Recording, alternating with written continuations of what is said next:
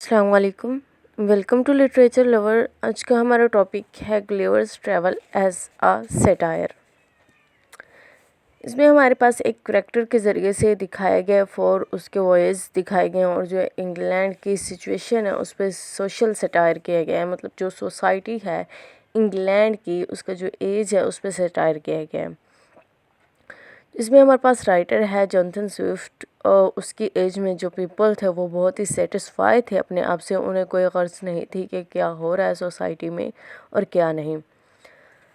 चाहे वहाँ पे करप्शन चल रही थी इंग्लैंड में, लेकिन जो लोग थे वो अपने आप में मगन थे। लेकिन जो राइटर होते हैं वो बहुत ही ज़्यादा सेंसिटिव होते हैं और चीज़ों को डीपली ऑब्ज़र्व करते हैं और उनके जो है अंदर ही अंदर कुढ़ते रहते हैं और उनको अच्छे से उनको पेश करने की कोशिश करते हैं और उन पे एक क्रिटिसाइज़ करते हैं, सेटायर करते हैं, ताकि इनको जो लोग हैं को चेंज कर सकें। इसमें जो पहला वॉयेज दिखाया गया है लिलीपुट, उसमें जो पॉलिटिक्स है इंग्लैंड के उस पे जो सेटायर किया गया है। जो लिलीपुट है उनके मैनर्स दिखाए गए हैं, उनके पॉलिटिकल अफेयर्स दिखाए गए हैं और उनको शो करके जो इंग्लैंड की पॉलिटिक्स है उसको शो किया गया। उन्होंने किस तरह से अपने हरबे आजमाए जो अपने मकासद को हासिल करने के लिए। इसमें जो ख़जानची होता है लिलीपुट में, जिसका नेम होता है फ्लिम नैप, वो रिप्रेजेंट कर रहा होता है रॉबर्ट वाल्पन को, जो कि मिनिस्टर होता है इंग्लैंड का। उसमें कोई भी काबिलियत नहीं होती इसके सिवा कि वो हरबे और साजिशें करे अपने मकसद को पाने के लिए, जिस तरह के फिल्म नैप का करैक्टर होता है। उसके बाद दिखाया जाता है कि किस तरह से जो ग्लीवर है उसको बांध दिया जाता है एक हॉल में। वो रिप्रेजेंट करता है किंग चार्ल्स वन को, कि किस तरह से उसको एक हॉल में बंद कर दिया गया था और उसको डेथ की जो पनिशमेंट सुनाई गई थी। जो लिलीपुट है वहाँ पे जो सिल्क थ्रेड हैं वो विनर्स को दिए जाते थे।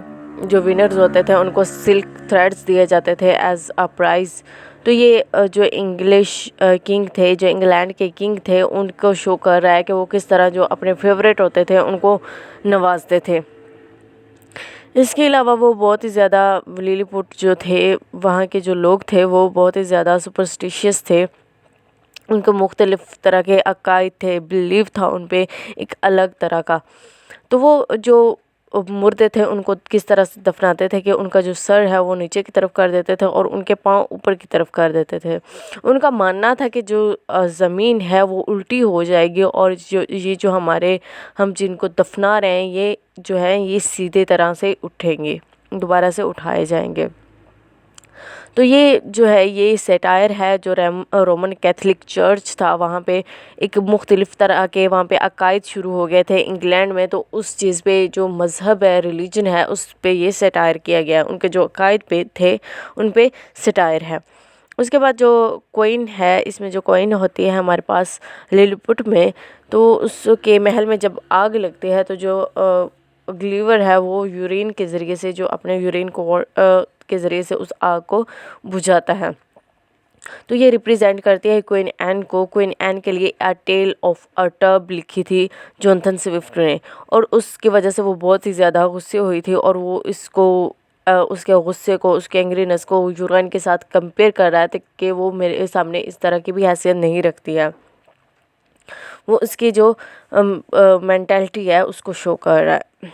उसके बाद कन्फ्लिक्ट आया था बिग इंडियंस और लिटिल इंडियंस में, जिसमें जो एग है उसको जो छोटी साइड है उस तरफ से तोड़ना है या जो बड़ी साइड है उस तरफ से तोड़ना है। तो इस पे एक कन्फ्लिक्ट हुआ था जो कि शो करता है रोमन कैथोलिक जो थे उनको और जो प्रोटेस्टेंट्स थे उनमें जो कन्फ्लिक्ट था। मतलब छोटी सी चीज़ों को लेके कोई भी बड़ा मसला नहीं होता, कोई भी मेन कॉज नहीं है कन्फ्लिक्ट का। छोटी छोटी चीज़ों को लेके उन पे सेटायर था। उन जो छोटी यूज़लेस इश्यूज़ होते थे उन पे वो कन्फ्लिक्ट करते थे, वॉर करते थे। तो वो उनको ये लिटिल इंडियंस और बिग इंडियंस जो है ये शो कर रहा है। उसके अलावा हाई हिल्स और लो हिल्स दिखाई गई हैं। इस जो लिलीपुट है इसमें हाई हिल्स और लो हिल्स दिखाए गए हैं। जो पॉलिटिकल पार्टीज़ थी इंग्लैंड की, जो अपर स्टेटस पार्टीज़ थी या लोअर स्टेटस पार्टीज़ थी, उनको दिखाया गया हाई हिल्स या लो हिल्स के ज़रिए से उनको रिप्रेजेंट किया गया है।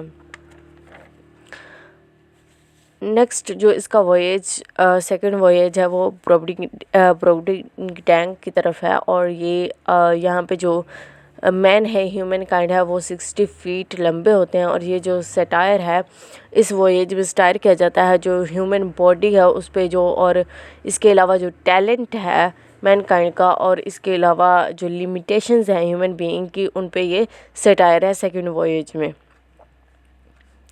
जो क्लीवर है वो जो वहाँ का किंग होता है उसको अपने बारे में बताता है कि जो हमारी कंट्री है उसमें इस तरह से लॉ है, ये करप्शन की जाती है, इस तरह से वहाँ पे बारबरियत होती है, बगावत होती है, इसके अलावा मर्डर होता है, रेवोल्यूशन होता है, कि किस तरह से एक जो किंग है उसका डाउनफॉल किस तरह से होता है।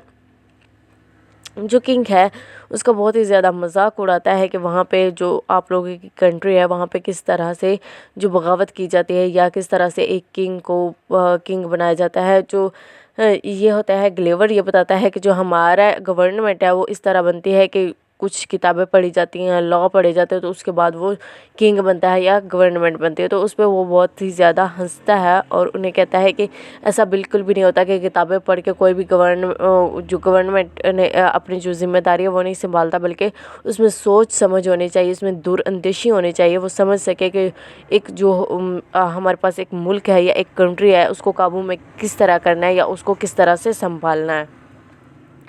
तो इन अल्फाज में उस पर सटायर करता है कि तुम लोग एक काबिल नफ़रत कीड़े मकोड़े हो जिन्होंने ज़मीन को सिर्फ नुकसान ही पहुंचाया है। इसके अलावा इसी वॉयेज में दिखाया जाता है कि जो 60 फीट एक औरत होती है तो उसके ब्रेस्ट कैंसर होता है, उस पर पिंपल्स होते हैं बहुत ज़्यादा, और वो काबिल नफ़रत उसको दिख रही होती है कि ये एक जो इसकी बॉडी है ये कितनी काबिल नफ़रत है। इसके अलावा वो बहुत सी जो यंग लड़कियां होती हैं उनको देखता है और जो स्मेल होती है उनको फील करता है और बताता है कि ये बॉडी जो है इनके अंदर कितनी सी गलाजत छुपी हुई है, और जो जिसका प्राइड है उसमें कुछ भी नहीं है। इसके अलावा एक पर्सन होता है जिसके नेक में ट्यूमर होता है और वुडन लेग्स वाला दिखाया जाता है एक पर्सन। ये फुल जो सारी चीज़ें इसमें दिखाई गई इस वॉयेज में, ये बॉडी पे सटायर किया गया जो ह्यूमन बॉडी है जिस पे वो प्राइड करते हैं कि हम इतने अच्छे हैं, हमें इस तरह से बनाया गया है।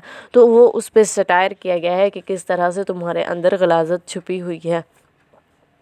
अगर देखा जाए एक लेंस के ज़रिए से तो तुम देख सकते हो कि किस तरह जो है तुम्हारे अंदर ये सब छुपा हुआ है और रियलिटी क्या है।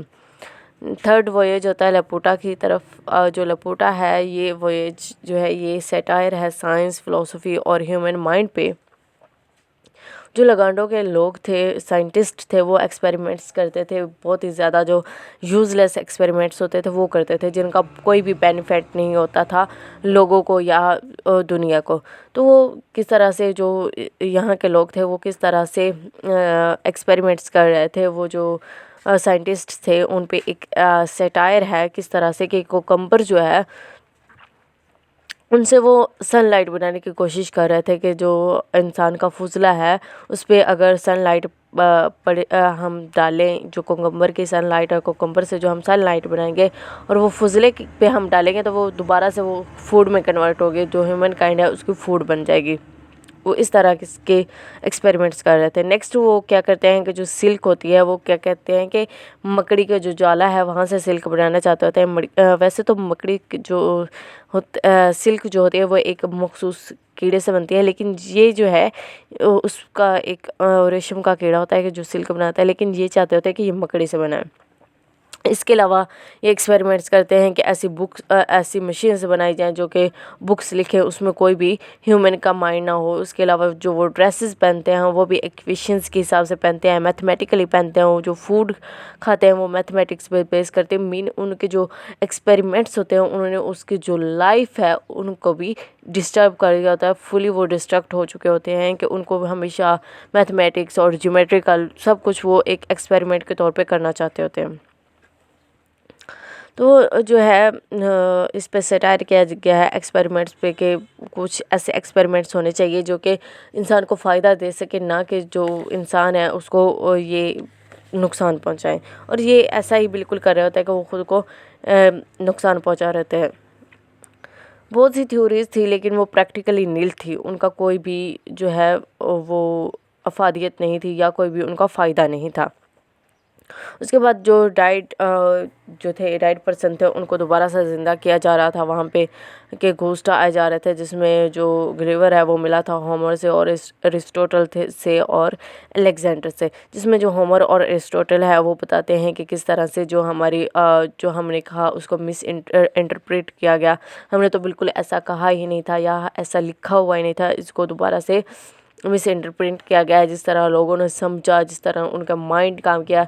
यहाँ पे जो टैलेंट है उस पे सटायर है, जो ह्यूमन पर्सनैलिटी है उस पे, उसके टैलेंट पे सटायर किया गया है। तो ये इसके अलावा जो अलेक्जेंडर होता है वो बताता है कि जो हिस्ट्री है वो बिल्कुल भी इस तरह नहीं थी। जो हिस्टोरियंस हैं इसमें उन पे हिस्टोरियंस पे सटायर किया गया है कि उन्होंने किस तरह से हिस्ट्री को बदल के लोगों के सामने पेश किया है।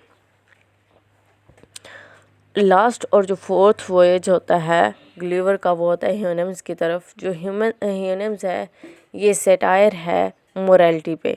जो यहूस की डिस्क्रिप्शन है उसके ज़रिए से उनके जो उनसे जो हेटर होती है उनके ज़रिए से जो ह्यूमन माइंड है उसको दिखाया गया।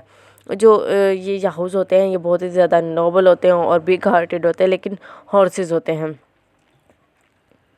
जो मास्टर होता है कंट्री का, किंग होता है, उसको बताता है कि जो ग्लिवर होता है उससे मिलता है और उसे बताता है कि हम डेडली वेपन्स बनाते हैं। जो यूरोप है उसने किस तरह से डिस्ट्रक्शन के लिए किस तरह से बनाया, और इसके अलावा बहुत ही ज़्यादा ड्रिंक करते हैं, रेप करते हैं, और जो मॉरल वैल्यूज़ हैं वो किस तरह से घटिया हैं। ये सब सेटायर कर रहा है वो मॉरल वैल्यूज़ पे, जो ह्यूमन है उसकी मॉरल वैल्यूज़ पे। इसमें जो किंग है वो बताता है कि जो ये याहूस हैं ये शाइनिंग स्टोन्स की तरफ जाते हैं, यानी ये शो कर रहे हैं कि जो एक ह्यूमन है वो किस तरह से पैसे के पीछे भागता है।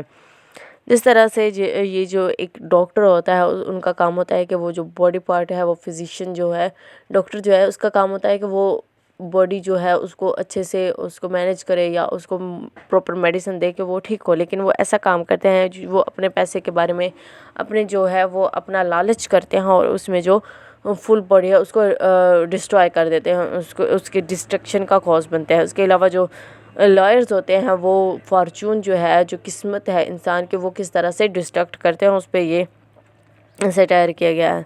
जो याउस होते हैं वो मिलकर बैठते हैं, ह्यूनम्स होते हैं वो मिलकर बैठते हैं और कोई भी मसला होता है उस पर डिस्कस करते हैं और उसको सॉर्ट आउट करते हैं।